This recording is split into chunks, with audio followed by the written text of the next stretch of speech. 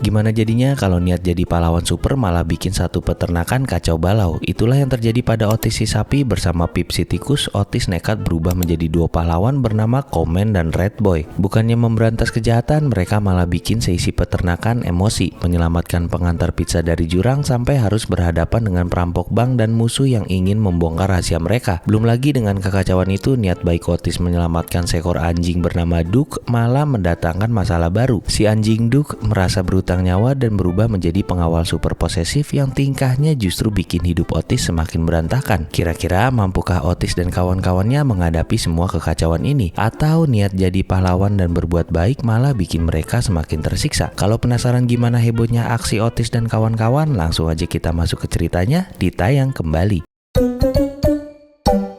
Cerita dibuka di peternakan saat seekor ayam betina mengeluh pada Otis karena bau pik yang sangat menyengat dan mengganggu. Otis yang malas berurusan dengan konflik berpura-pura bersikap bijak agar ayam betina itu pergi. Begitu situasi aman, Otis dan Pip si tikus langsung masuk ke dalam markas rahasia mereka untuk berganti kostum superhero menjadi Komen dan Red Boy. Target pertama aksi keadilan mereka adalah Pik yang sedang asik memandikan sigung kesayangannya bernama Skunky. Tanpa alasan yang jelas, Otis menyemprotkan cairan koges beraroma lemon tepat ke mata Pik hingga mata Pik perih dan tertimbun jerami. Pip yang memiliki pendengaran super mendadak mendeteksi kejahatan lain di sudut peternakan dan mereka pun segera meluncur dengan sepeda motor superhero konyol mereka. Lokasi berikutnya adalah sesi senam diikuti oleh Bessie dan hewan-hewan lainnya. Otis mendadak datang dan mengacau dengan menarik radio pemutar musik menggunakan tali. Sialnya radio itu malah menghantam kincir gandum hingga seluruh peserta senam tertimbun gandum tebal. Bukannya minta maaf, Otis malah berteriak bahwa itu semua adalah bagian dari rencananya. Aksi sok jagoan mereka terekam oleh tetangga sebelah yang selalu curiga, yaitu Miss Biddy. Pip yang sadar sedang diintai langsung memberitahu Otis. Otis memerintahkan penggunaan balon berisi tinta menggunakan ketapel. Pip menembakkan balon tinta itu tepat ke wajah Miss Biddy hingga wanita tua itu gagal merekam mereka. Tak lama kemudian, seluruh penghuni peternakan yang kelelahan dan kesakitan akibat ulah Otis datang mengepung. Mereka meluapkan rasa frustasi atas aksi superhero konyol yang dinilai sangat berbahaya saat Otis mencoba memamerkan senjata rahasianya berupa bumerang. Bumerang itu justru berputar balik dan menghantam kaki Pek hingga lumpuh seketika. Karena situasi memanas, Otis dan Pip memilih melarikan diri menggunakan cow-sickle. Saat meratapi nasib di tepi jurang, sebuah mobil pengantar pizza melaju kencang di atas jurang. Dua pemuda di dalam mobil tersebut sibuk bermain game hingga mobil lepas kendali dan nyaris jatuh ke jurang. Otis melemparkan Pip ke arah mobil dan mengaitkan tali ke pohon untuk menahan mobil tersebut. Aksi nekat ini berhasil menyelamatkan dua pemuda pizza. Mereka sangat berterima kasih dan mengambil foto bersama Komen dan Red Boy serta memberikan pizza gratis. Dengan penuh rasa bangga, Otis dan Pip kembali ke peternakan. Berita aksi penyelamatan mereka di jurang rupanya sudah masuk ke dalam siaran berita TV lokal. Otis merasa sangat terkenal dan membujuk penghuni peternakan untuk bergabung dalam tim bernama The Justice Brood. Namun Bessie dan kawan-kawan menolak keras karena enggan memakai kostum konyol. Tiba-tiba siaran berita memotong acara dengan berita darurat. Sebuah bank lokal baru saja dirampok dan pelakunya melarikan diri ke arah rute 1. Otis dan Pip yang bersemangat langsung meluncur untuk mengejar sang perampok bank. Di jalan raya, Otis menggunakan jurus Super Lacto Power dengan menyemprotkan cairan susu ke jalanan. Mobil sang perampok tergelincir hebat hingga hilang kendali. Sang perampok yang panik akhirnya melarikan diri ke pemukiman, sementara Otis dan Pip terus mengejarnya dari belakang. Pertempuran sengit dan konyol di dalam rumah Miss Biddy akhirnya memasuki babak akhir yang sangat memuaskan. Setelah melarikan diri dari kejaran Otis, si perampok bank mendobrak masuk ke rumah Miss Biddy demi bersembunyi. Miss Biddy yang mendengar nama Komen dari mulut si perampok langsung menyadari kesempatan emasnya untuk membuktikan kepada seluruh dunia bahwa selama ini tuduhannya soal hewan bisa bicara bukanlah kegilaan belaka. Ketika Otis menerobos masuk ke dalam rumah untuk menangkap sang perampok, Miss Biddy dengan cepat memukul kepala Otis menggunakan benda tumpul dari belakang hingga sang sapi pingsan. Miss Biddy kemudian mengikat Otis di kursi dan menyiapkan kamera video untuk merekam momen pembongkaran topeng sang pahlawan bertopeng. Pip yang mengintip dari balik jendela merasa sangat terkejut dan panik, lalu bergegas berlari kembali ke peternakan untuk meminta bantuan darurat. Sesampainya di peternakan, Pip berhasil membakar semangat teman-temannya. Menyadari bahaya besar jika rahasia mereka terbongkar, seluruh penghuni peternakan yang tadinya enggan kini bersatu dan membentuk aliansi pahlawan super bernama The Justice Brood. Tepat saat Miss Biddy hendak melucuti penyamaran Otis di depan kamera, pintu rumah mendadak diterobos.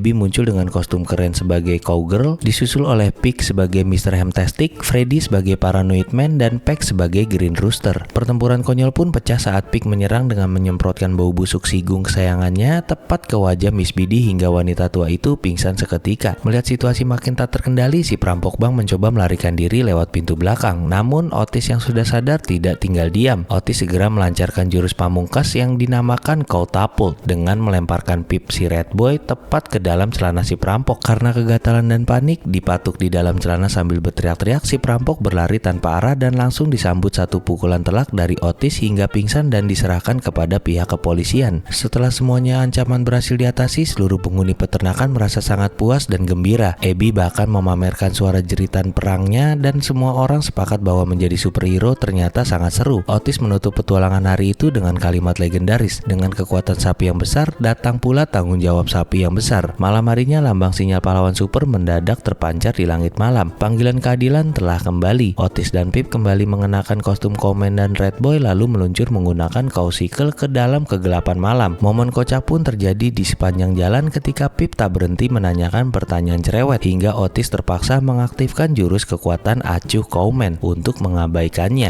Cerita kedua dibuka di peternakan saat Otis dan bandnya sedang asik menggelar latihan musik. Namun permainan musik mereka terdengar sangat berantakan dan hancur. Meskipun menyadari permainan musik mereka sama sekali tidak beres, Otis dan kawan-kawan tetap percaya diri dan berteriak bahwa mereka memang terlahir untuk memainkan musik rock and roll. Di tengah euforia latihan, Pip si tikus mendadak panik melihat kedatangan Duck si anjing. Duck si anjing datang mengenakan topi mainan yang sudah digigit dan berakting sok tegas sebagai inspektur keselamatan peternakan. Duck merasa khawatir dengan rencana pertunjukan konser peternakan nanti malam, terutama soal pasokan bahan peledak dan kembang api yang sudah disiapkan di area peternakan. Otis mencoba menenangkan Duck dengan berdalih bahwa urusan kembang api sudah ditangani oleh para ahli yang berpengalaman. Namun tepat saat itu juga terdengar suara ledakan hebat. Peck dan Freddy muncul dari balik asap dengan tubuh gosong dan terbatuk-batuk, menandakan latihan kembang api mereka gagal total. Duck yang melihat hal itu makin yakin untuk memasukkan temuan berbahaya tersebut ke dalam laporan resminya. Demi menyelamatkan konser dari ancaman pembatalan, Otis mencoba menyogok Duck dengan menawari posisi di dalam band jika Duck mau melupakan laporan keselamatan itu. Duck sempat tersinggung karena dikira bisa disogok untuk posisi vokalis utama. Untuk membuktikan bahaya di sekitar lokasi latihan, Duck menarik seutas tali kabel dari tanah. Sialnya, tarikan kabel itu justru membuat pengeras suara raksasa di atasnya hilang keseimbangan dan hendak jatuh menimpa Duck. Melihat bahaya di depan mata, Otis langsung bergerak cepat dalam gerakan lambat melompat mendorong Duck hingga selamat dari maut. Duck yang kaget tersadar bahwa Otis baru saja menyelamatkan nyawanya dari kecelakaan mengerikan. Bertekad menunjukkan loyalitas sejati seekor anjing, Duck mengikrarkan sumpah untuk membaktikan seluruh sisa hidupnya demi melayani dan menuruti setiap perintah Otis. Pip yang cerdik langsung memanfaatkan kepolosan Duck. Pip memesan pizza ukuran besar lengkap dengan topping ikan, kentang goreng, waffle, cabai jalapeno, serta tambahan coklat dan jerami permintaan Otis. Bagi Pip dan Otis, melatih anjing pelayan yang patuh terasa seperti ide yang sangat menguntungkan. Tak lama kemudian, Otis, Pip, dan Pig menikmati pizza lezat kiriman Duck. Namun saat Otis hendak kembali melanjutkan latihan musik dan memberikan hitungan lagu, Duck mendadak muncul mengacau menggunakan mesin pembersih daun di dekat mereka.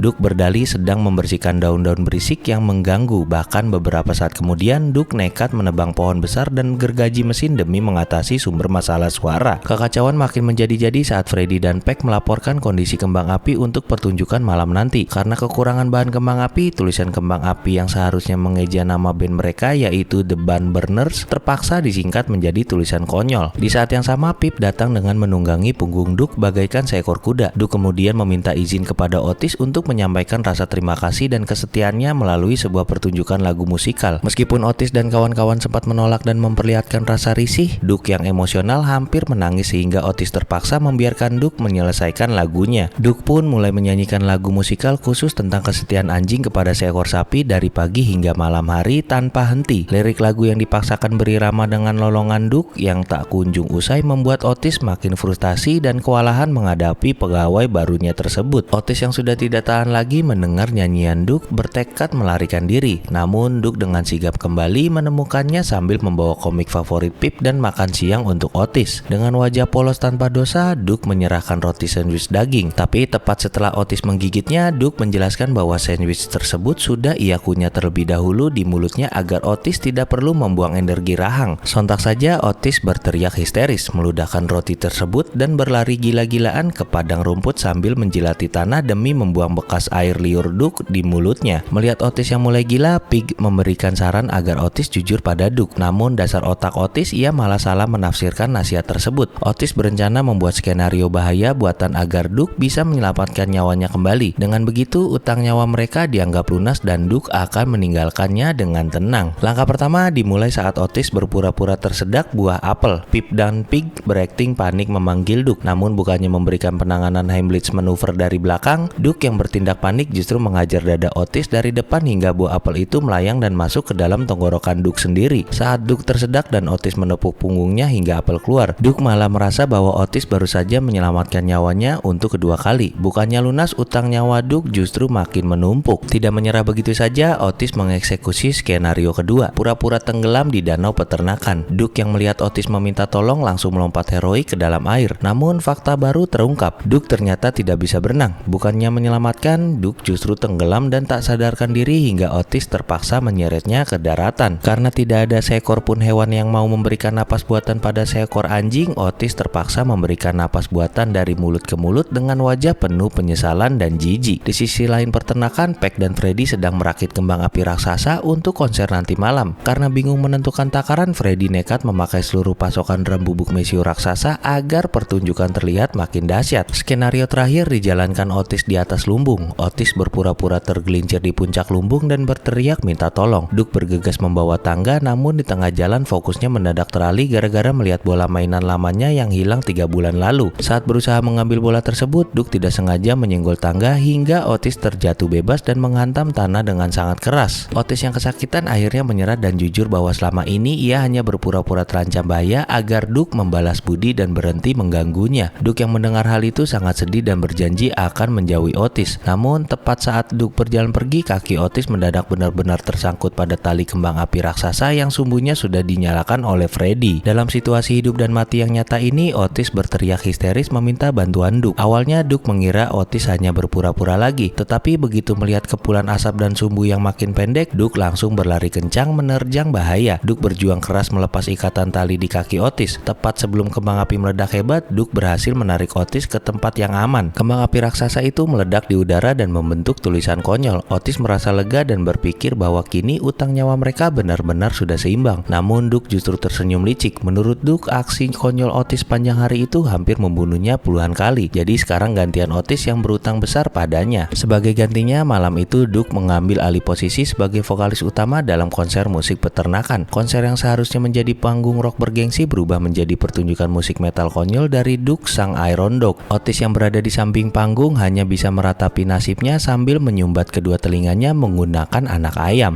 Nah itu dia kekacauan petualangan kocak Otis bersama kawan-kawannya. Dari sok menjadi pahlawan super dan berhasil menghadapi perampok bank, sampai niat baik menyelamatkan Duke yang malah membuat Otis harus berurusan dengan pengawal super posesif dan bermain musik sepanjang malam. Kalau menurut kalian, momen mana yang paling kocak di 2 episode kali ini? Dan pelajaran apa yang paling berkesan dari kekacauan Otis? Tulis pendapat kalian di kolom komentar ya. Jangan lupa klik tombol like, share video ini ke kawan-kawan kalian, dan subscribe tayang kembali supaya nggak ketinggalan pembahasan alur cerita kartun nostalgia seru lainnya. Terima kasih banyak buat kalian yang sudah menonton sampai akhir. Stay safe, stay grateful. Jangan lupa selalu dekat dengan Tuhan, sayangi keluarga dan orang-orang di sekitar kalian. Gue pamit, sampai jumpa di video berikutnya. Bye-bye.